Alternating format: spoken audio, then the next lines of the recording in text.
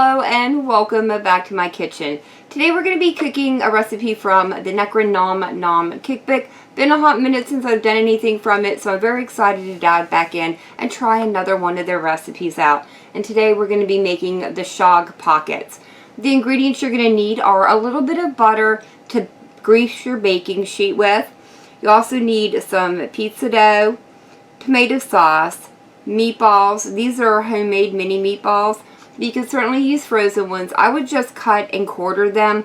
I think a whole meatball would be just a little bit too big for these. I've also got stick pepperoni that I cut into fairly thick slices and then quartered them up.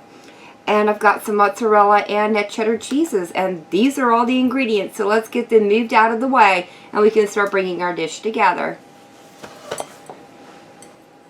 I want to start by adding just a little bit of flour to my surface.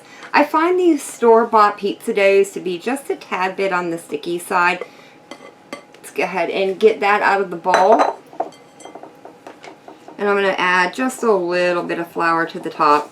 And then I'm going to bring this up into a nice ball.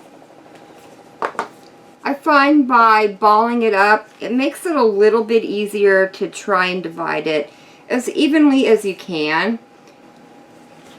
I like to try and get 8 slices out of this. So I'll cut each half in half and then each one of those into another half until we have 8 fairly equal pieces. They don't need to be perfect by any stretch of the imagination. Alright, let's get some of this moved out of the way so we can start rolling out our first one. Whoop. Gonna need just a little bit more flour there.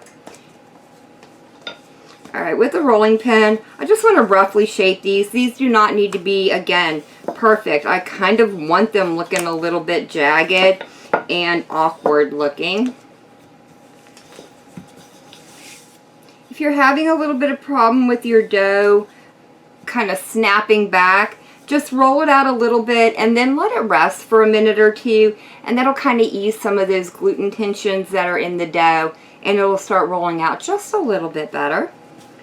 Once you're happy with the shape and size of the base, we're going to go ahead and lay it right on top of our buttered cookie sheet and move right on to the next one.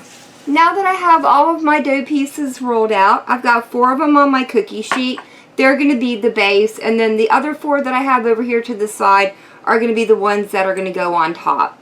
I'm going to start by adding a little bit of our tomato sauce right in the center. Probably not quite that much. Don't want it leaking out everywhere. And then be sure to spread it around, but you want to keep it away from the edges because we want the tops to adhere to the bottoms. Once you have the sauce on, add in your pepperoni next. Once you have the pepperoni on, add your meatballs. I'm just going to do a couple of them more towards the center. I don't want these rolling out. And then lastly, I'm going to mix my 2 cheeses together so they're equal in each of our little pockets, except for the escaping cheese. Apparently it's very excited to be added into those pockets. And then just a little bit of right there in the middle. Once you have all your fillings inside, you can start matching your tops to your bottoms. You want them roughly the same size. That way we'll be able to roll and pinch our edges together. I just like to do a little roll and tuck all the way around the whole circumference of our little pocket. Doesn't matter if you get a few little rips and tears in the top. It'll just be a little bit of a vent hole, and it'll add a little bit of uniqueness to that pocket. Alright, I'm going to go ahead and finish topping the other 3, and then we'll get them transferred into the oven. Alright, there we go. That is the last one all sealed up.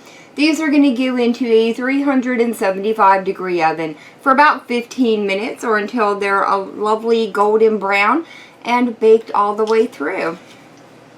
The Shogg pockets are out of the oven. I did let them go about 18 minutes. They needed just that little bit of extra time, but they're completely done now and I'm ready to dig into one of these. I think I'm going to start by just cutting it right in half so we can get a good look at the inside of it. Oh wow, the smells coming out of there are incredible. Oh, I can't wait to dive into this one.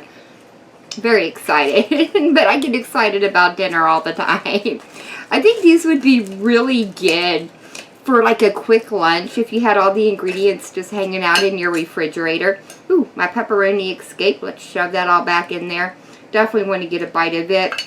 And these really good meatballs that I made. Get him back in there too.